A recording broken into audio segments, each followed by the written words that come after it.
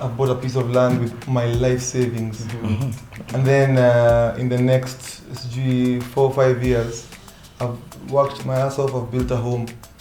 And one night, I'm being told, this is Victorian land, this is government like property, a road should have been passing through this land. So how do we mitigate such situations? Man, that's a difficult one. Yeah. That's a tough one, even for us. Mm-hmm. So does it ever get to a point whereby you don't know if you look at the plans for the area and whatever, like it has not been indicated via government records that this is a road reserve or whatever, then all of a sudden, boom, you are actually on a road reserve. Yeah. But is there a point like it's not indicated anywhere? No, usually most road reserves in Kenya today have existed since independence, probably. Because the white man, with all their faults and devilish behavior, they were organized. They were organized. They left us plans, but those got thrown out the window at some point along the way. And funny business happened because of corruption and poor governance and this, that, or the other. So it's not difficult to find out if your property is on a road reserve. Okay. The problem is most guys don't spend time doing due diligence. Okay. Yeah, that's a number one problem. I guarantee if we all just follow due process, 90% of fraud would disappear. Because you'd find red flags along the way. What are the red flags? What are the most common red flags to look when you're buying land? First one for me, ironically, is clean title ready. Oh, okay. Every time I see that, like my antenna goes up. Clean title? Clean titles ready. The titles are ready. When people advertise, clean titles ready, I'm like, aye. Oh, when they advertise that. Yeah, so if someone says clean title, they need to understand what clean title means. Now, not all titles are fake. Especially when we talk about 50 by 100s, there are authentic titles to all sorts of sizes of land. The issue is what they produced legally. How many times have you watched in the news, the court decides to revoke someone's title to land because it was Ngong Forest Reserve or it was road reserve. We just heard that the other day, some land is being repossessed for road construction on Mombasa Road. Those people had authentic title. Yes, the title was real, but the processes that produced that title and its ownership were not. So, when people tell me, but it has a title deed, and I did 2 or 3 videos on this particular topic, why the title deed is the most useless document in a land transaction. Wow. Because it really is. Because that title deed is a simple token representing a file somewhere in the government's custody that you don't have access to. And if that file has gaps, missing information or documents, then the title that is out there representing it is not worth anything. Because when rubber meets the road, they go back to that file. And then they tell you, where is the NEMA approval? Where is the Land Control Board consent, letter of consent? This, that, or the other. If those are missing, where is the compliance certificate from the county that you followed their policy for producing a 50 by 100 in that location? So is it a broken system that you get to get a title deed even with not having all these things in place? Yeah. So is it that I can still get a title deed if I don't have a NEMA license, if I don't have this? Happens all day long. And especially now with devolution, because those functions have been split. Before, the Ministry of Lands controlled most of these processes, even through the Department of Survey. Yeah. They sort of work hand in hand, the registry and the Department of Survey under the Ministry of Lands. After 2010, the issue of zoning, which affects sizes of land, is devolved completely to county governments. That means you now have 47 heads on this snake, and they all don't necessarily have the same policy. Yes.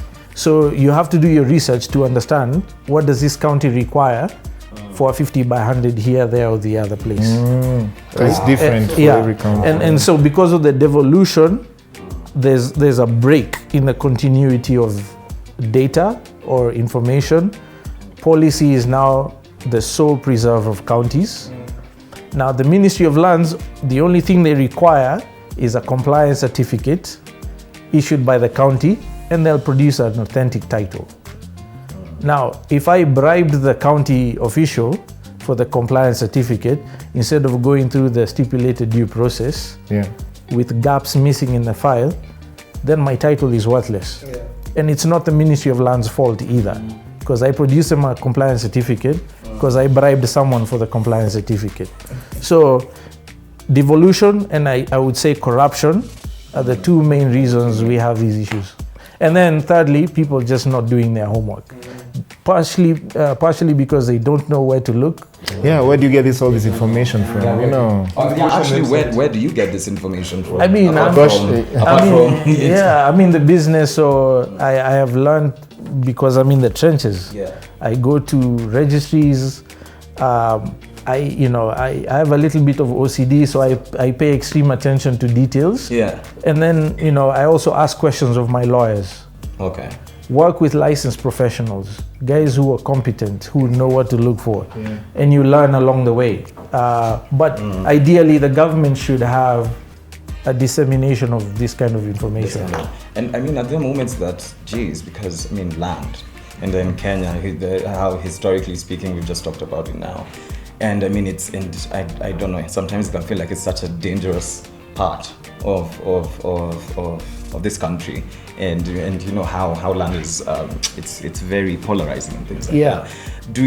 Are there moments that you're just like, so what am I doing here, or rather, how do you manage to just keep your company straight and just be, because I can also imagine you maybe could, or you don't know, you've created some enemies along the way who are just like, why is this guy, so now this guy thinks because why is so straight? Why is he doing everything in this straight way?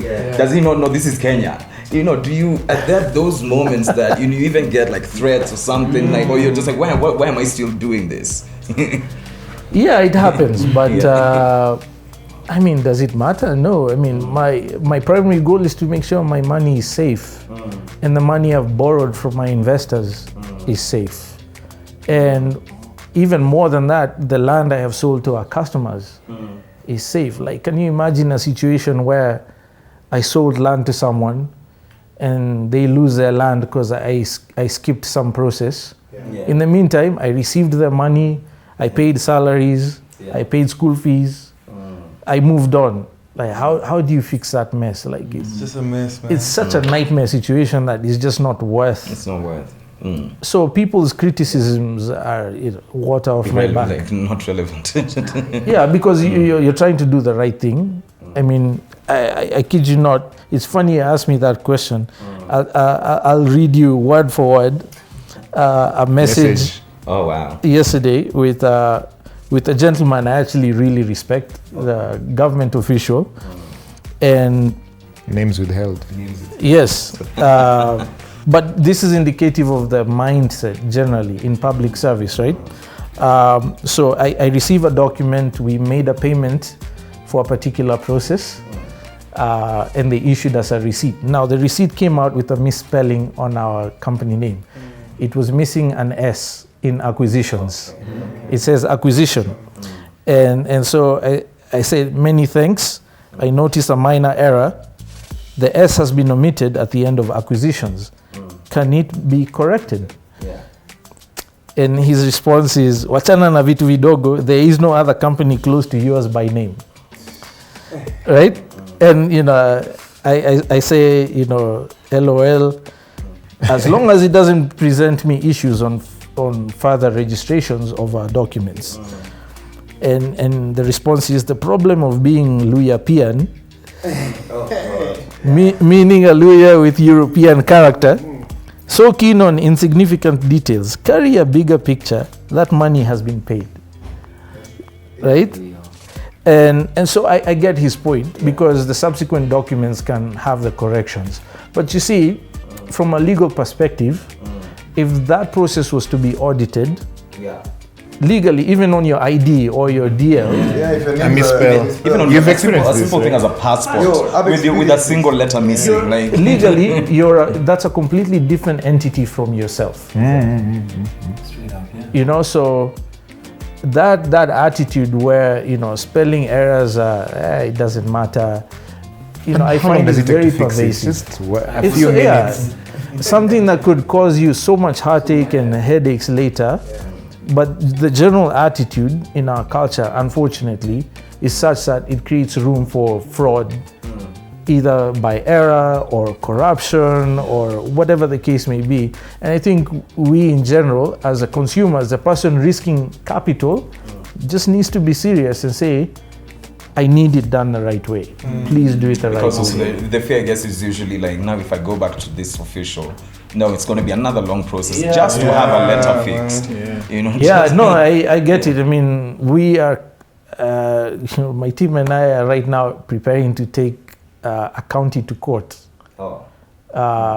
because of monkey business around due process not being followed. Yeah. I mean, at some point, one could rationalize that it would have been easier to bribe that guy the 2 million shillings they asked for. Because after all, I'm going to make it back when I sell, as opposed to kill a year, 2 years, going to court, paying lawyers, blah, blah, blah, ruffling feathers, offending whoever. Because at some point, I'll have to interact with that county again. But, you know, if your conviction is in the right place and you're clear what lines you can't cross, then you just have to go through that process. And I think that's what's missing. People are afraid to go through the inconvenience, to lose time. To be in a courtroom. Time. Yeah, people are afraid. They've never been to court. What if I Yeah. get in trouble? What does that mean? And I think that's mostly just out of misinformation or lack of information. Work with the right people, be armed with the information, and just, you know, be steadfast. Do the right thing. It's the only way to change the culture. And so I always encourage people, man, don't take Cut shortcuts. corners. Just do it right, man. Do it right. It's your capital, it's your money on the line, it's your reputation on the line. I mean, in Kenya, anywhere really in the world, you lose your reputation just like that. Rebuilding is in a lot of cases impossible. Yeah. You're very dope, man. I would like to say congratulations. Why? I'm dope. Yes. Well, you know, my team and I, we Yeah, the try whole every team, day. yeah. Because, you know, you might not know the ripple effect that you're having and you're gonna have in years to come. When we started this engagement and the way you dealt with us, you and your team, I feel if you continue that way, make sure that energy is felt by everybody who buys land. I feel it breeds integrity in the heads of everybody. Like ever since we started engaging, my perception towards land is very different. So I feel you might not know, but the people who you sell to and then they sell to others, they're gonna instill this to them. And over years now, it starts to wipe out. Other partners will come who will look at your virtues and say like, oh, if we do things this way, not only in land, you know, in other sectors which are super corrupt in this country. So I would like to tell you, I appreciate that. Yeah, Man. man. It's a tough road, but it's one we have to take. And we are at peace. Yeah, that's an important thing. Just have peace about it. And also to add, just even before, before when we started talking, when we had our first meeting, the meeting was for, finding a Goshen sound. We hadn't even talked about land or. It was just work, it was work. Song, work. And, give you, pay us, that's it. Even before we really got into the work, I think we, unless we had a pre-prayer meeting and I don't know, but even before we really did, we got now into why we were having that meeting. We were talking about land and just basically demystifying a lot of things. And it's just even the confidence the confidence and even how you explained it to me. I was just tell me like a child, and I understood. And it was in that moment, and I guess we were also just like, do you know what? Can we just like, can we just start this journey with Goshen then? Yeah. Because what are we waiting for? You know, what are we waiting for? And if for some reason that just felt right in that moment, it was just like, boom, okay guys, ready, jump. Awesome.